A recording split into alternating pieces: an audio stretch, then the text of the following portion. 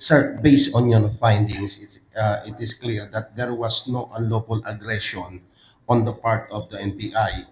And then it is clear that the OSAA violated the IRR of Republic Act 1197. So, to be clear, are you going to recommend any charges or violation of that law by the OSAA?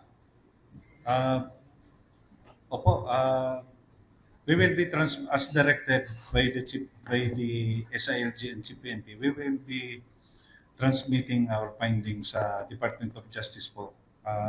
Findings and recommendation. It is up to the Department of Justice to reassess po yung yung findings namin. Okay, and that findings is the violation of Republic Act 11917. Yes. Okay. Apart from General Aplaska and yung dalawa pang kasama niya sa USAA, meron pa ba kayong ibang tinitingnan na pwedeng file ng case? Or limited, so far limited lang ba sa tatlo ngayon? We will be looking at, may mga ongoing investigation pa po kasi kami. Kasama sa investigation namin is who fed General Aplaska the wrong information. In fairness kay Sarah, he was very busy doon during the time ng lugar na yun. And may mga deputy po siya.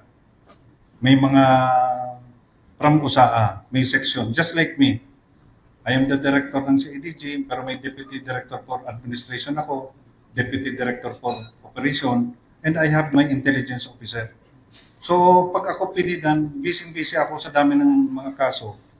Pag pinidan ako ng mga maling information, which led me to believe na hostile ang other side na ano doon sa kabilang ng bakod, there must be some administrative sanction also.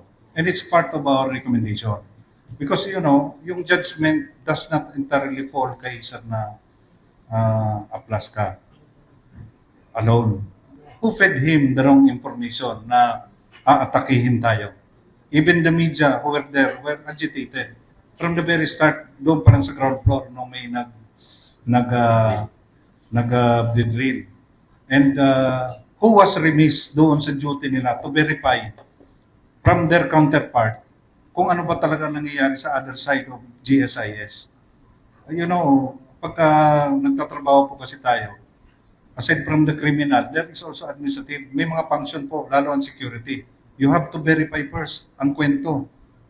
May mga kwento. So pag nag-feed ka ng wrong information which led Sir Aplaska to conclude na mag-lock and load and everything, i-confront yung without asking, we have to find out kung sino ang That's why I'm appealing to the USAA also.